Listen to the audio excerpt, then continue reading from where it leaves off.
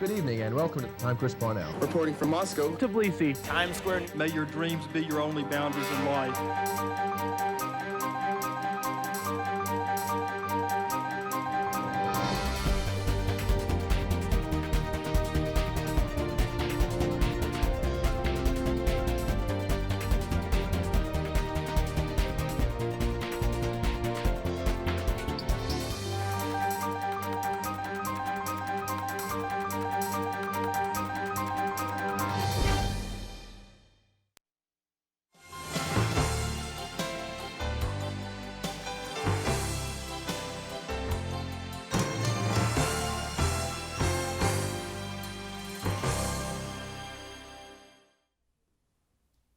Welcome to Let's Talk Money.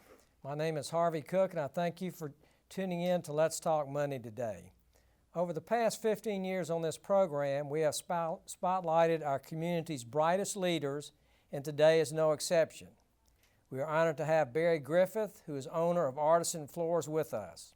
For 30 years, Artisan Floors has developed a business model centered on quality products and delivery, and Barry will be sharing his executive expertise and guidance. So without further ado, let's talk money.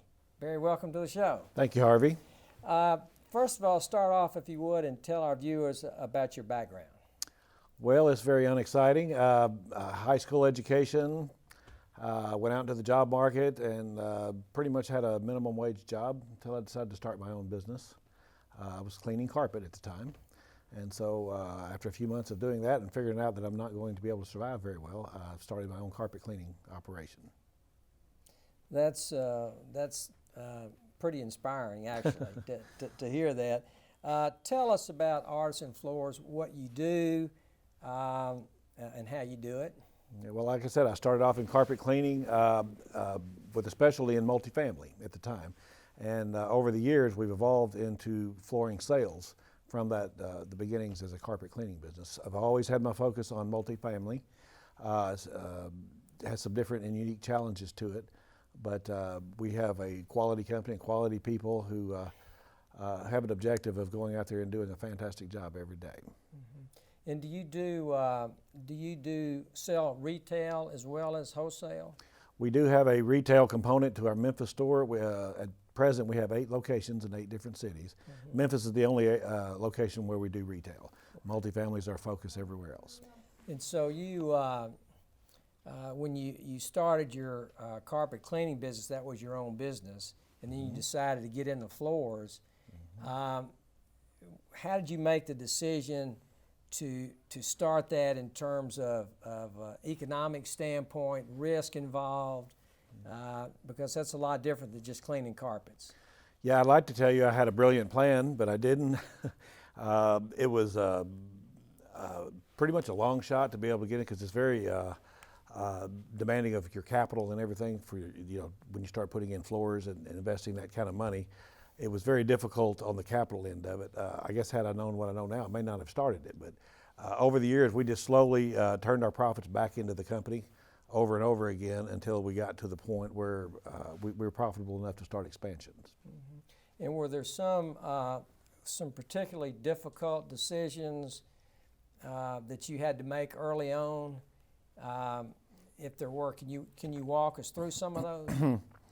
Well, difficult decisions, where to start. Yeah, a lot of, I had no experience in dealing with people or dealing with money or dealing with finances, so basically, it was just a process of learning things by mistake. I hate to say it, but that's sometimes the best teacher. But we made many mistakes. But staying in to the multifamily, I think, was the best decision that we had ever made. There are benefits to being in retail, and there's disadvantages, like I said, of being in multifamily. But we just liked the niche, and I guess it was because I wasn't a really good salesperson. That once I was able to get a multifamily account, I didn't have to go out and resell all the time. Right. So I guess my motivation was my weakness in sales, to be able to go out and promote sales all the time. Was there any glaring mistake that you might have made early on that if someone's listening who might be thinking about starting their own business that you could talk about that might help them? Absolutely. The first thing I would tell anybody starting their own business is learn accounting. Most people don't really understand. A P&L is fairly simple to understand, but how it relates to your balance sheet, and you just need to understand that every move and decision you make, how it affects your P&L and your balance sheet. And that's a knowledge that I think you don't even start a business until you understand those basics.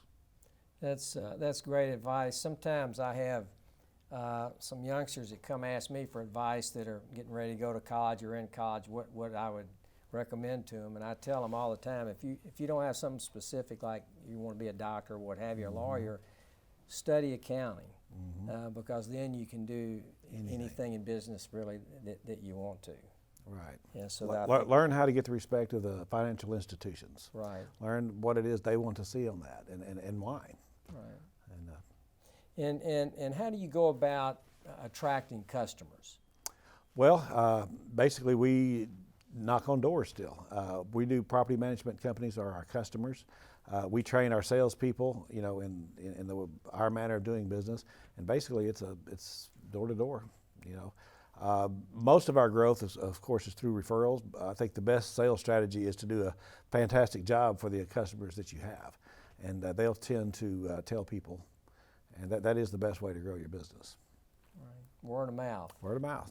Happy clients. Happy clients. Yeah. Happy customers make everybody happy. Yeah. And Barry, how many employees do you have? Currently, we're around 55 employees, and those are employees. That we have subcontractors. We probably have 125 crews throughout all our locations of subcontractors. But and are there any particular techniques that you use to attract quality people to work for you? Well, we look for three things in employees. Number one being integrity. Without integrity, nothing else matters. They need to be smart, and they need to be ambitious. As far as knowledge and experience, if I've got those three things, we can work with anybody. So what a great message for youngsters that are listening, that they don't need a particular expertise. They just need what you were talking about to maybe have a great career. Right. And two of the three will not do it. It takes all three. Right. And once you get these quality employees, how are you able to keep them, and how are you able to motivate them?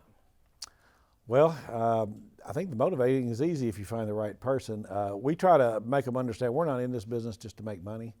If your goal of getting in business is to make money, you have the wrong goal. While it's necessary in order to continue to grow, if that is your goal, you'll make decisions based on making money, and sometimes that's the wrong way to go. We make our employees, we want them to grow as family, and we want them to love what they do and be excellent. And I tell my people, let's be the best in the world at what we do. That's our goal. What a great message, and how refreshing that is. It really is. We're going to take a short break here for a moment, and when we come back, we'll continue our discussion with Barry Griffith. Please stay with us.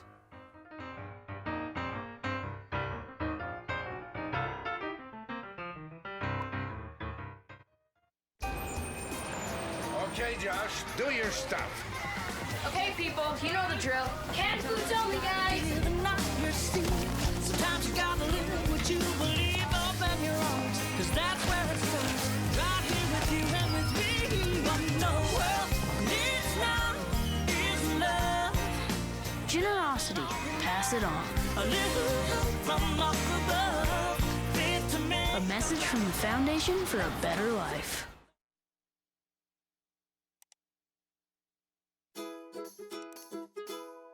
GHS-TV has a new website. You can now view any of our shows on our new media pages. Or check out the latest Wake Up Germantown or Red Devil postgame.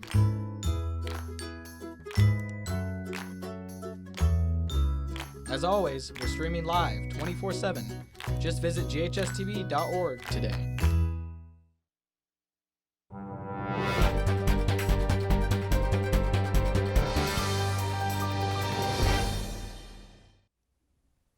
Welcome back to Let's Talk Money. If you're just tuning in, I'm Harvey Cook, and today we've been talking with Barry Griffith, who's the owner of Artisan Floors, as he shares his valuable insight and advice on owning your own business. Barry, we are 6-7 years or so removed from the Great Recession, 2008 and 2009. Can you tell our listeners what you did during those times to stay afloat, to continue to make a profit? Because a lot of businesses didn't, especially in your industry. Yeah, it was a very difficult time. Actually, 2008, we had a pretty good year operationally, but because of everything that was going on in the world, we wrote off about $500,000 in bad debts. Wow. So that pretty much crippled our company because people just couldn't pay. We did, of course, we had to also lose those customers, the following year, so our sales dropped dramatically. It was at that point that I realized that, the smaller mom and pop operation in the multifamily industry was not going to survive. So at that point, we decided to start growing our company. At that point, we had only our Memphis location. And in 2010, we started our first location out of the city and out of the state in Jackson, Mississippi. And we've grown that to 8 locations since 2010. And it was a catalyst really in forcing us to grow. It was one of those times where you either had to get in or get out. So we decided to get in strongly. And in a way, it was probably one of the best things that ever happened to our company. That's very fascinating to me because most companies during that time shrunk, cut expenses and what have you, and you actually took that opportunity to grow, which is, I think, an amazing achievement. Well, we were very blessed, and we were able to get very good people and make it happen. Barry, you've got a beautiful showroom and warehouse over on 240 going toward the airport. I'm sure most of our listeners have seen it. How did that come about? That's a relatively new facility, right? Right. Well, our growth has been, like I said, our growth is actually up 1,000% over those 5 years. So we outgrew our facility on Vanderhorn pretty quickly, and so we just had to have more space. So when we bought the building, we thought that it was a little more than what we needed, but just came to find out we've needed every inch of it, and so it's been a very good facility for us. And you do some retail out of that business as well? We do some retail, but it had the showroom, it had the location on 240, and even a billboard came with the building, so I thought it sensible to go ahead and at least do retail since we had those 3 factors. So our viewers can come in and look at flooring. Come in and look at flooring. Yeah. We have Jenna is our design girl. She has a design degree who can help them with all those things that I'm not that good at. Right, sure. I suspect that most of our viewers don't know a lot about flooring, even though a lot of them need it.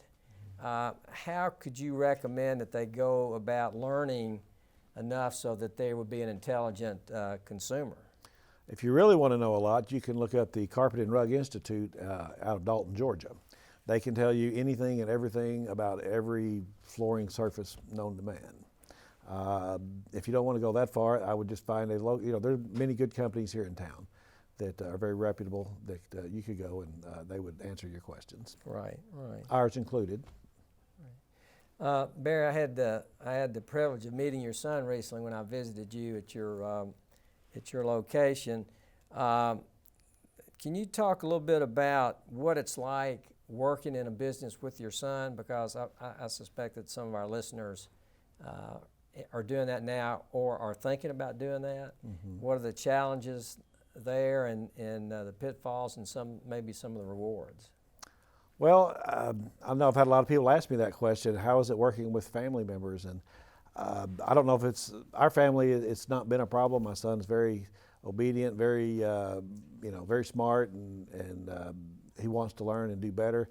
And in a lot of areas, he's much better than I am. So I think the company may be better off when I hand it off to him. But I really have not had any issues there. I understand where there can be, but I think you just need to go along the lines of authority. If everybody respects who's in authority in a certain area, there won't be problems. Like the areas he handles, he has authority in those areas, and I don't tread on those areas. I trust him to do the right thing. Right. We've talked about what you look for when you're hiring employees. Can you talk about what advice you might give to someone who might be listening here if they are trying to find a job and they don't have a job? What advice might you have for some of those people? I think the number one thing is show the employer you want the job. I mean, show them that you're willing to do what it takes. You need to show interest and initiative and enthusiasm.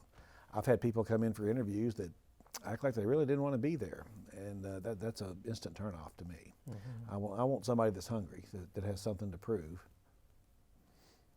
And I've been reading quite a bit recently, the last year or two, that that apartments are very popular now, and more so than people buying houses. Why is that? Well, you know, we had a situation in the early 2000s where it was much easier and cheaper for people to buy a home than rent an apartment because of the governmental laws and regulations, and that actually hurt our industry quite a bit. But now the reverse has happened since the crash. I think the millennials are more interested in the mobility and renting rather than being tied down to one mortgage for 30 years. So that's a trend that we expect to continue in our industry for quite some time, actually. Right. And you mentioned earlier that you have some 150-something subcontractors. Around 125 to 150, yes. And since those people don't work directly for you, how do you control what they do, and how do you control the quality of what they do? Well, that's what our employees do that. You know, we want to treat our subcontractors well. We want to treat everybody well, and we do. But we do have our salespeople also go by and check jobs on a regular basis, which gives them an opportunity to meet with our customer and check the quality of their work. And so we stay really, really close to, we know what each crew is capable of doing. So it's like they say, trust but verify. Trust but verify, yeah, the old Russian thing. I got you. We're going to take a short break, and when we return, we will finish up this lively discussion with our guest, Barry Griffith.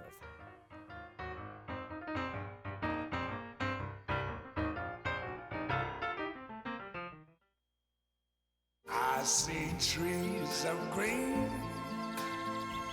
red roses too. I see them bloom for me and you, and I think to myself, what a wonderful world.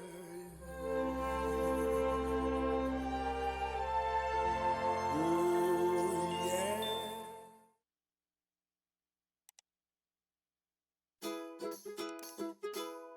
GHS-TV has a new website. You can now view any of our shows on our new media pages. Or check out the latest Wake Up Germantown or Red Devil postgame.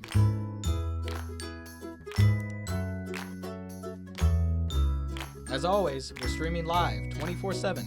Just visit GHS-TV.org today.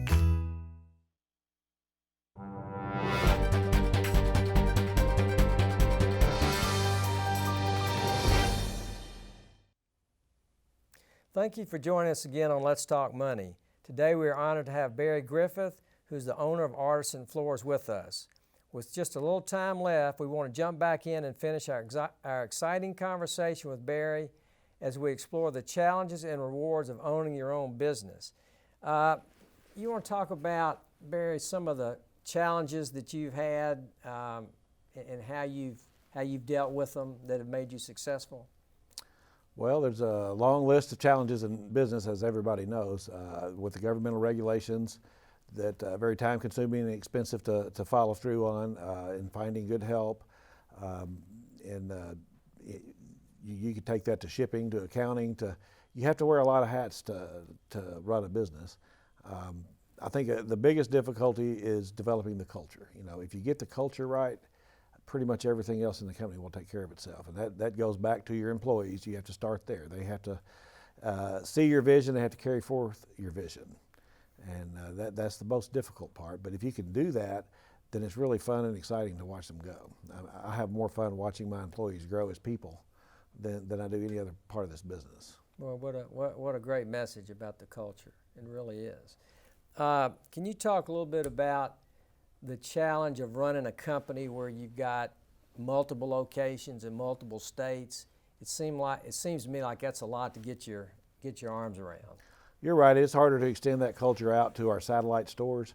In our Memphis location, we're all here together, and it's kind of easy. But we do that.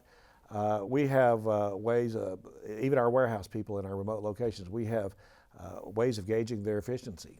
and we reward them for that, and we almost make it a little competition, you know. So we try to keep them involved in what's going on in Memphis, you know, even though they're out kind of on an island at times. And I like to bring them in from time to time and have meetings. And you can learn more sometimes just getting all my top employees together and listen to them talk. And they'll bring up things that I didn't even know were problems sometimes, or and have solutions. You know, I like to listen to them for solutions. And I've got a group that really does a very good job of that. Right. Barry, every business obviously has to control their costs. How do you do that? And can you share with our viewers what your philosophy is about that topic? Well, controlling costs is everything. You know, you have to buy your stuff right. You have to store it and distribute it accurately. That is difficult, but again, that's just it's a day-to-day thing, and we put an emphasis on our numbers, and our people know their numbers. They know if they are buying right, or if they're not getting the right margins, or if they're not efficient enough in this area, because we track all of that through our computer systems. You know, we have a pretty elaborate system for a flooring company on computers, but it tells us so much information on how they perform, and they can see how they perform. You know, if you show them the numbers, and when you do that, it tends to motivate most people. They want to improve, and we always keep that in front of them to push them, and they seem to enjoy that and respond to it. Sounds like that obviously computers are a very important part of your business. Do you have people at your business who do nothing but the computers? Yes, and I'm actually in the market for a good IT man right now. If anybody out there has really good skills, listeners can hear that. Yeah. We believe in the technology, but it is a tool. We're not in the computer business, but the computer is a tool to help us do our business well. So it is very important. I know when I met your son Alex a couple of weeks ago, he mentioned to me that he had hired some of his old fraternity brothers to come to work in the company. First of all, how's that worked out? And is there any special challenges with him working with old fraternity brothers? Oh, absolutely not. Matter of fact, my son's kind of gifted in knowing people. He has a better sense of who people are than I do. And he had went to school with these guys for 4 years. So remember that when you guys go to college. You never know who's going to be your employer someday. But right. He knows the guys. He'd spent years around them. He knew their character, and he knew they were the kind of people that we needed. And of course, he didn't hire all of his fraternity brothers, but he was able to pick and choose the ones that could help our company. Yeah. What a great resource. And he knew the ones he didn't want to hire. He knew the ones he didn't want to hire as well. Right. You know, when people are going out themselves looking for an apartment, because you know a lot about apartments, is there anything that they need to look out for or be aware of? No, I'd leave that to the property management companies. That's kind of out of my league there. I got you. Talk about your plan for growth from this point forward, because I know you've told me that you really intend to grow. Yes. And what is your goal? Well, we have a BHAG. That's a big, hairy, audacious goal. Right. We set that in 2010 when we were just one little company, and that was to build a company, a national company with at least $100 million in annual revenue. And it was a pretty ambitious goal. That's why it's called a BHAG. But right. You know, our guys have embraced that, and as we get closer to that goal, I believe our guys are even more inspired, more fired up about it, and they realize that, you know, at first it sounds like something unachievable. And someone said that if you don't attempt the impossible, you're setting your sights too low. But our guys now realize we have a pretty good timetable to achieve that goal. We plan to double our business in the next 4 to 5 years from where we are now. And so again, we set pretty ambitious goals for our people. Right. And I know you mentioned, Barry, that you go out and you knock on a lot of doors and what have you. Are you required to do any advertising? No, now we're currently a sponsor for the Memphis Grizzlies. I see. That really doesn't, that's more for our national market. You right. know, I told you we want to build a national company. As far as local, there's not going to be an income received off the advertising, but it does give us a national exposure, so when we go into these other markets, we get some name recognition, and that's been very beneficial. Well, that's great. And are there some particular large projects in the area that you've done that you could talk about that maybe would give our listeners an idea of your business scope? Yeah, well, currently, you know, normally multifamily is our main focus, but we are currently redoing the FedEx Forum. It was a 2-year deal because it's a lot of carpet and flooring in there, but we've just finished up this summer our first phase, and we'll do the phase 2 next year. But we also do a lot of these new apartment complexes you see coming up. We do the new construction installation as well. But our main business is still replacement for existing properties. I see.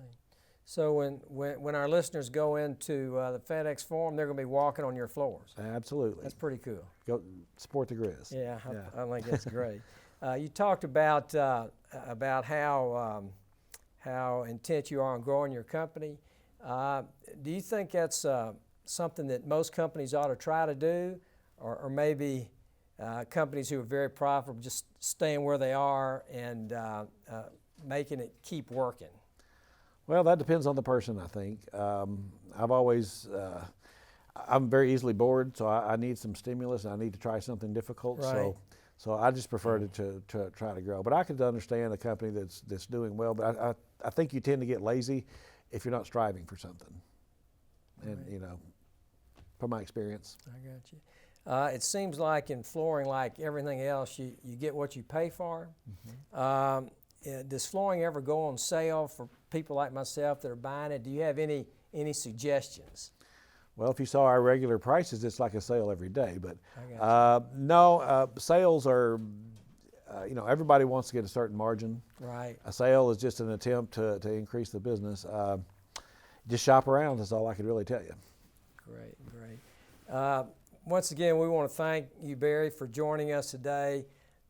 We hope this show has provided valuable insight into the keys to success both professionally and personally, and we encourage each of you in your future endeavors. We hope you will join us again next month on Let's Talk Money.